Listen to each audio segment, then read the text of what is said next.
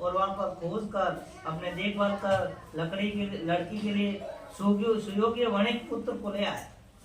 उस सुयोग्य लड़के को देखकर साधु ने अपने बंधु बांधव सहित प्रसन्नचित होकर पुत्री का विवाह उसके साथ कर दिया, किंतु दुर्भाग्य से विवाह के समय भी उस व्रत को करना भूल गया। तब भी भगवान क्रोधित हो गए। वो श्राप दिया कि तुम दारुण दुख प्राप्त होगा।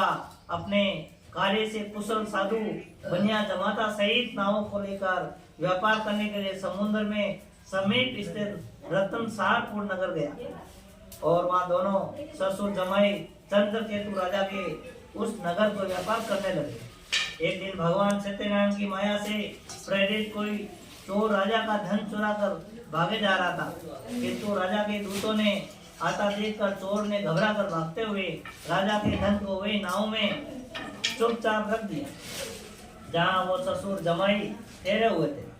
जहाँ चोर भाग गए, जब दूतों ने उस साधु वैश्य के पास राजा ने धन को देखा तो राजा को बांध कर ले गए और प्रसन्नता से दौड़ते हुए राजा के समीप जाकर बोले, ये दो चोर हमें पकड़ कर लाए हैं, देखकर आज्ञा दे।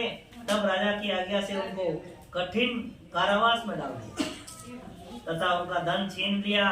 सत्यनारायण भगवान ने श्राप के द्वारा उनकी पत्नी भी घर पर बहुत दुखी हो गई और घर पर जो धन रखा था चोर चुरा कर ले गए।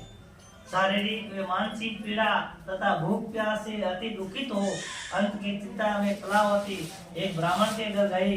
वहां अपने सत्यनारायण भगवान का व्रत होते देखा। फिर कथा सुनी और प्रसाद ग्रहण कर रात को घर आई। माता ने कलावती से कहा, हे पुत्री, अब तक कहाँ रही? वे तेरे मन में का क्या है? कलावती बोली, हे माता, मैंने एक ब्राह्मण के घर श्री सत्यनारायण भगवान का व्रत देखा। कन्या के वचन सुनकर लीलावती भगवान के पूजन की तैयारी करने लगी। लीलावती ने परिवार और बंधुओं सहित सत्यनारायण भगवान का पूजन किया। वर मांगा कि मेरे पति और मेरे दामाद शीघ्र घर आ जाए।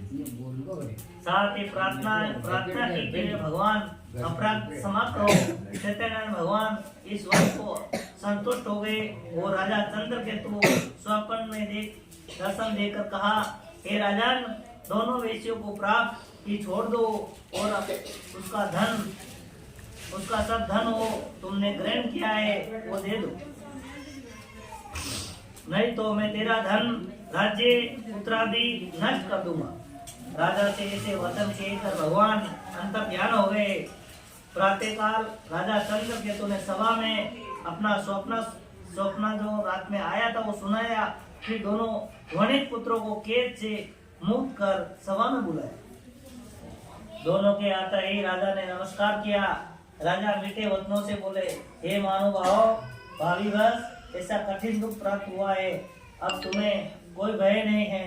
ऐसा कहकर राजा ने उनको नए नए वस्त्राभूषण पहनाए और उनका जितना धन लिया था दूना देकर आदर से विदा किया।